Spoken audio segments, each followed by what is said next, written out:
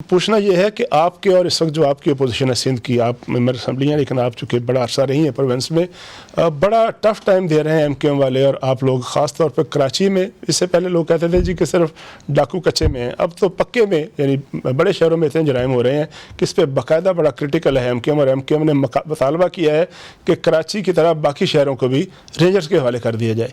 तो इस बात को किस तरह रिस्पॉन्ड करेंगे आप?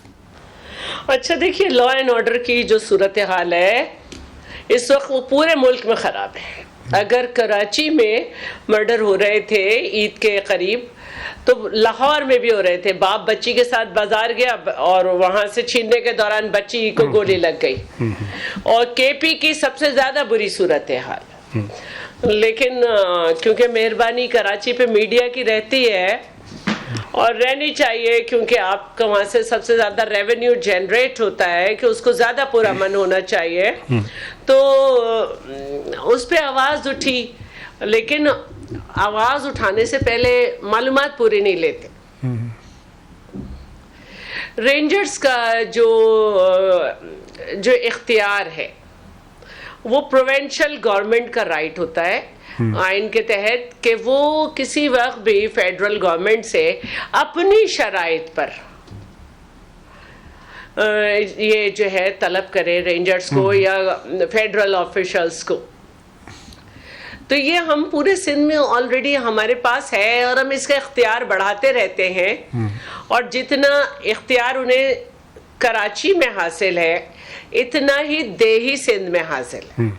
जी शरा साहब, इसमें एक पॉइंट ये है कि अगर लाहौर में कोई क्राइम हो रहा है, अगर पेशावर में कोई क्राइम हो रहा है, तो क्या कराची में वो क्राइम जो है उसका जवाज़ है? कराची वालों ने कराची को कंट्रोल करना है, लाहौर वालों ने उसको करना है। तो एक शहर का क्राइम जो है दूसरे शहर का जवाज़ नहीं बन सकता। मैंने आपसे ये नहीं कहा कि इस जवाज़ पे हो रहा था। मैंने आपसे ये कहा कि लॉ एंड ऑर्डर की सूरत हाल पूरे मुल्क में चैलेंज हो रही है इस वक्त। और कराची की आपको इसलिए हम कहते हैं कि ज़्यादा ज़रूरी है कंट्रोल करना, कि वहाँ से हम पूरे मुल्क का रेवेन्यू जनरेट करते हैं। मैंने ये नहीं कहा कि क्योंकि वहाँ हो रही है तो यहाँ भी हो।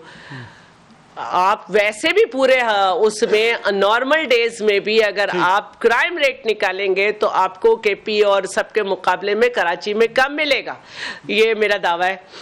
तो मेरा ये कहना है कि जब हम 2023 में हमारी ड्यूरेशन ख़त्म हो रही थी, उस वक्त कच्चे की सूरत हाल को देखते हुए कैबिनेट में ये डिसीजन हुआ था, मैं खुद पार्ट ऑफ द कैबिनेट थे, कि पंजाब और सिंध मिलकर कच्चे की सूरत हाल को कंट्रोल करेंगे। उसके बाद केयर टेकर में भी इस पे काम हुआ, लेकिन क्योंकि केयर टेकर इतना इफेक्टिवली इसको नहीं देख पाई तो ये चीज़ें बढ़ गई। लेकिन अब इंशाल्लाह हम बेहतरी की तरफ ले जाएंगे।